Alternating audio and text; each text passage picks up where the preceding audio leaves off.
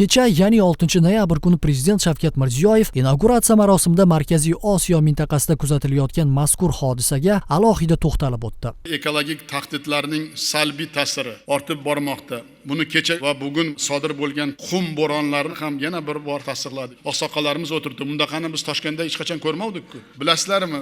Bu ham Xudo taolo bizga ey bandam har bir yaxshi tinch kunga shukr degin deyapti. Orolda boshlagan ishimizni ham to'g'riligidan dalolat beradi.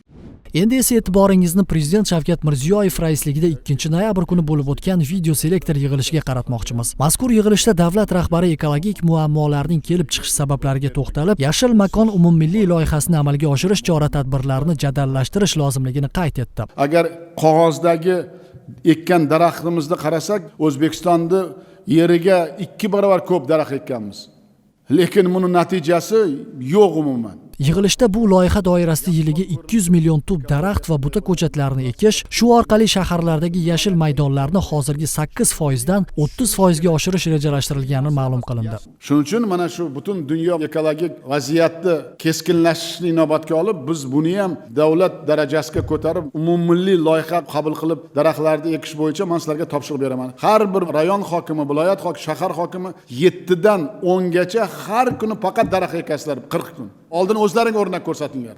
Shu bois birinchi navbatda mavjud va yangidan barpo etiladigan yashil maydonlarga tuman yoki shahar hokimining qarori bilan mas'ul belgilanadigan bo'ldi. Ular daraxtlarni parvarishlash bilan bir qatorda ushbu hududni obod saqlashga ham javob beradi. Yangi tizim doirasida barcha hududlarda ekiladigan daraxtlarni tabiiy iqlim sharoitiga mos holda tanlash, ularni ilmiy yondashuv asosida, olimlarimizning tavsiyasi asosida tanlash va ekish yo'lga qo'yiladi. Yig'ilishda mahallalar, yo'l va dala chetlariga daraxtlar ekilishi va 10-dekabrga qadar daraxt ekish bo'yicha dolzarb 40 kunlik e'lon qilindi. 3-noyabr kunidan esa respublika hududlari bo'ylab daraxt ekish ishlari boshlab yuborildi. Kechagi ko'tarilgan chang haqiqatda prezidentimizning aytgan yashil massiv makonlarini ko'proq tashkil etishini aktual ekanligini yana bir marta ko'rsatdi.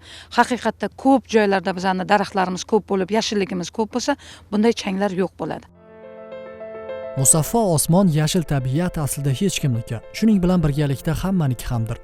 Modomiki sog'lom eko-muhitdan hamma manfaatdor ekan, uning sog'lom bo'lishi uchun ham hamma xizmat qilish kerak.